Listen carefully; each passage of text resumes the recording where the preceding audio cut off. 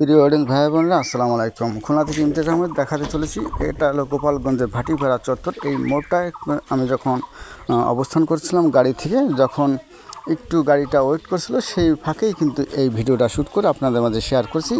দেখতে পাচ্ছেন এখানে কিন্তু বিশাল একটা চত্বর রয়েছে এবং এই চত্বরের মুখে কিন্তু তিনটা ওয়ে রয়েছে। একটা ওয়ে চলে গেছে নড়াইল, একটা চলে গেছে খুলনার দিকে, আর একটা ঢাকা। অবশ্যই সামনেই কিন্তু একটা উড়াল সেতু রয়েছে। এখানের পরিবেশ আসলে খুবই চমৎকার। একসময় এখানে খুবই নগণ্য বা খুব খারাপ অবস্থা ছিল, কিন্তু বর্তমান পরিস্থিতি বা প্রেক্ষাপটে বা উন্নয়নের ছোঁয়া এখানে লেগে আসলে এই জিনিসটা বা এই জায়গাটা আসলে সুন্দর হয়ে গেছে। এবং দেখতে পাচ্ছেন এখানের পরিবেশ আসলে প্রত্যেকটা চত্বরেই কিন্তু একটা পরিবেশ ভালো থাকে, আর এই চত্বরের পরিবেশটা খুবই সুন্দর।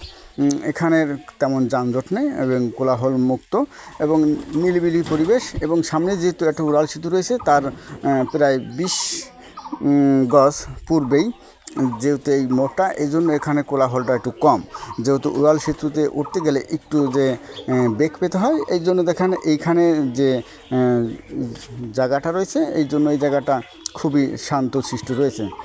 যাই হোক, আপনারা যেখান থেকে আমরা এই ভিডিওটা দেখছেন, যদি আপনাদের কাছে একটু ভালো লেগে থাকে তাহলে অবশ্যই লাইক কমেন্ট শেয়ার করে পাশে থাকবেন।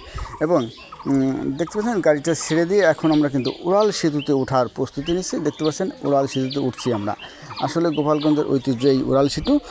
এই উড়াল সেতু এই কারণে করা হয়েছে, এই তল দিয়ে কিন্তু অবশ্য একটা ট্রেন লাইন চলে গেছে, এই জন্য এখানে একটা উড়াল সেতু করার প্রয়োজন ছিল বিধায় এখানে একটা উড়াল সেতু করেছে। উড়াল সেতুতে আমি উঠছি। উড়াল সেতু ওঠার পর নিচের দিকে যখন নামি, তখন দৃশ্যটা আরও সুন্দর এবং মনোরম লাগে। আসলে প্রত্যেকটা ব্রিজে যখন উঠি সুন্দর লাগে এবং নামতে গেলেও খুব সুন্দর লাগে বা আরামদায়ক মনে হয়।